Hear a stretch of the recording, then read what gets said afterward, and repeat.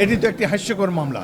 মামলা তো তার বিরুদ্ধে হওয়া উচিত, কিন্তু তিনি হয়তো যেখানে অবস্থান করছেন সেই বন্ধুদের পরামর্শ নিয়েই একটা হাস্যকর মিথ্যা মামলা জারি করেছেন। প্রকৃত মামলা নিশ্চয়ই এই সরকার কিংবা পরবর্তীকালে নির্বাচিত সরকার আন্তর্জাতিক আদালতে মামলা করবে। তিনি যে অসংখ্য মানুষকে হত্যা করেছেন, দেশ থেকে দেশের বৈদেশিক মুদ্রা তসরুপ করে বিদেশে নিয়ে গিয়েছেন, এবং যে হত্যাকাণ্ড, বিচার বহির্ভূত হত্যাকাণ্ড তিনি চালিয়েছেন, গণতন্ত্র হত্যা করেছেন, এজন্য আন্তর্জাতিক আদালতে তার বিচার হওয়া উচিত এবং নিশ্চয়ই পরবর্তী ভবিষ্যতে সরকার এই ব্যবস্থা করবে।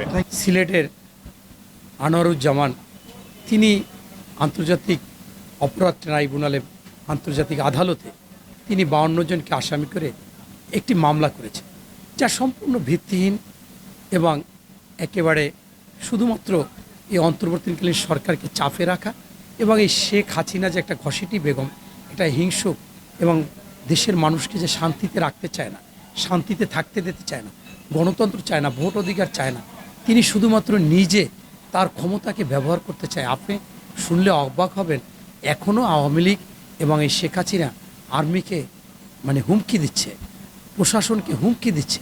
তিনি মনে করেন যে এখনও সে প্রধানমন্ত্রী, এখনও আওয়ামী লীগ ক্ষমতায়। এত অপরাধ করেছে, তাদের সকল শরীর, রক্ত, মজ্জায় সব মিলে গেছে। মিলে যাওয়ার জন্য তারা এখান থেকে একটু বের হতে পারতেছেন না। তাই ইনি হচ্ছেন সবচেয়ে লুবি। তাই আজকে যে আন্তর্জাতিক আদালতে যে মামলাটা হয়েছে, সেই মামলাটাও আওয়ামী লীগের একজন লোক করেছে। এই মামলায় আমি হওয়ার সাথে সাথে বিভিন্নভাবে আইনি কাগজপত্র পর্যালোচনা করে দেখলাম এইটা কোনো বিষয়ই না। এটা মনে করেন যে আপনি একজনকে যেমন বললেন যে আমি তোমার বিরুদ্ধে একটা মামলা দিব, কিন্তু মামলা দেননি। ঠিক এরকম মামলা দিলেও এরকম একটা বিষয়, এই মামলা ভিত্তিহীন, এই মামলার কোনো গুরুত্ব বহন করে না এবং বিশ্ব সহ, বাংলাদেশ সহ সারা বিশ্ব জানে যে শেখ হাসিনা পালিয়ে গিয়েছে এবং পৃথিবীতে 2 জন লোক পালিয়ে গিয়েছিল, একজন হচ্ছে লক্ষণ সেন আর হচ্ছে এই শেখ হাসিনা।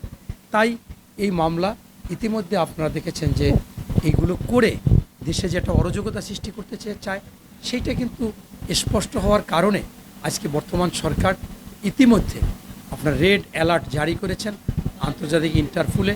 সেখানে যত এই আওয়ামী লীগের যারা আসামি আছেন, যারা অবৈধ পয়সা উপার্জন করে বিদেশে পাচার করেছেন, সেই অর্থসহ তাদেরকে ফিরিয়ে আনবে। ইতিমধ্যে এইটা হয়েছে। এটা এই মামলাটা করার কারণে আমার মনে হয় এই সরকার গুরুত্ব দিয়েছেন। ধন্যবাদ আপনাকে। আপনি কয়েকটি প্রশ্ন করেছেন যা অত্যন্ত বাংলাদেশের জন্য গুরুত্ব বহন করেন।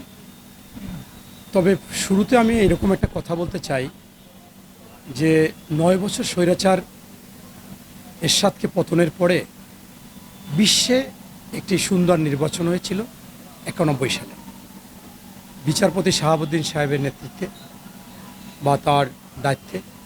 এই নির্বাচন নিয়ে বাংলাদেশ সহ বিশ্বে কোথাও আলোচনা সমালোচনা মোটেই হয়নি। সেই নির্বাচনে যখনই বিএনপি জয়লাভ করল, বেগম খালেদা জিয়া সরকার গঠন করলেন, তখনই বেগম খালেদা জিয়ার উদ্দেশ্যে স্পষ্টভাবে শেখ হাসিনা প্রকাশ্যে বললেন যে এই খালেদা জিয়াকে আমি একদিনের জন্য শান্তিতে থাকতে দেব না। এইটা হচ্ছে শেখ হাসিনার রক্তে মজ্জায় মিশে গেছে।